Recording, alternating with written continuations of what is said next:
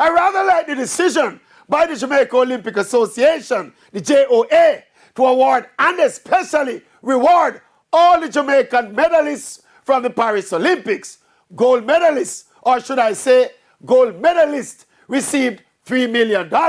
Silver medalists, $1.5 million. And bronze medalists, $1 million. I am in full support and agreement with this move. Hearing a few grumbles here and there about rewarding all Olympians and struggling athletes, etc. But it is very important to maintain a value system that rewards excellence.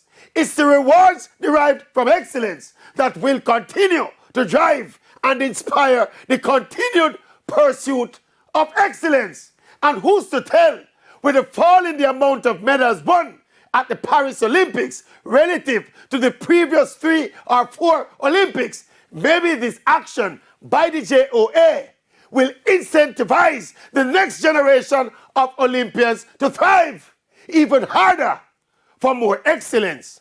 So excellent athletes, excellent JOA, and of course, excellent Maverick.